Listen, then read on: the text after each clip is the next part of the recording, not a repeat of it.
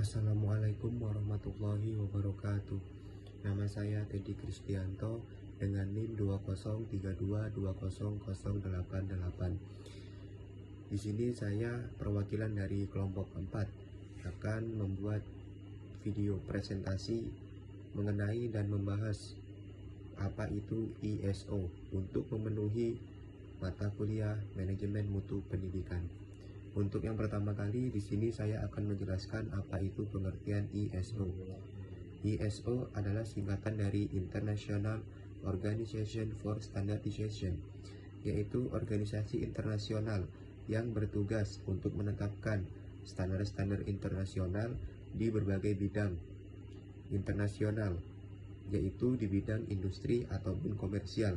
ISO ini berfungsi untuk memastikan bahwasanya produk dan layanan memenuhi kualitas, keamanan, dan efisiensi yang diharapkan di pasar global.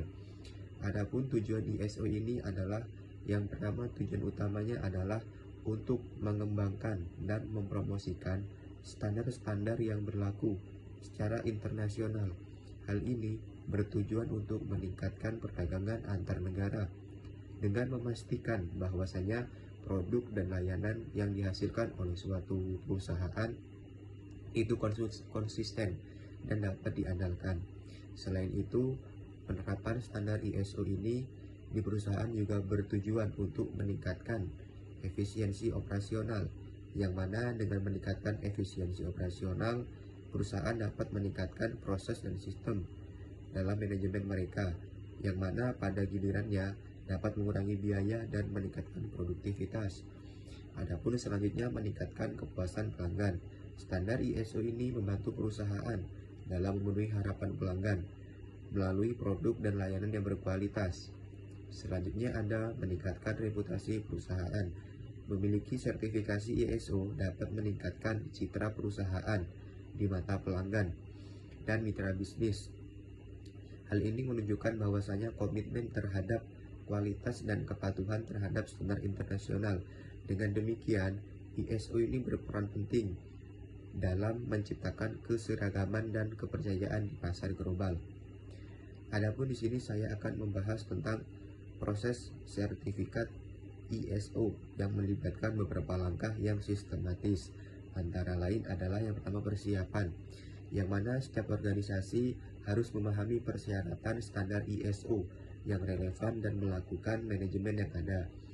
Yang kedua yaitu implementasi, yang mana hal ini mengembangkan dan menerapkan sistem manajemen yang sesuai dengan standar ISO itu sendiri, termasuk dokumentasi dan prosedur yang diperlukan. Yang ketiga yaitu audit internal, yang mana melakukan audit internal untuk memastikan bahwasanya sistem manajemen berfungsi dengan baik dan sesuai dengan persyaratan standar. Selanjutnya yaitu ada tindakan perbaikan, yang mana hal ini mengatasi temuan dari audit internal dan melakukan perbaikan yang diperlukan. Yang selanjutnya yaitu pendaftaran, yang mana mengajukan permohonan sertifikasi kepada lembaga sertifikasi yang diakui. Lembaga ini akan melakukan audit eksternal untuk menilai kesesuaian sistem manajemen dengan standar ISO itu tadi. Selanjutnya ada sertifikasi. Jika audit berhasil, organisasi akan menerima sertifikat ISO yang menunjukkan bahwasanya mereka telah memenuhi standar yang telah diterapkan. Yang terakhir yaitu ada pemantauan dan tindak lanjut.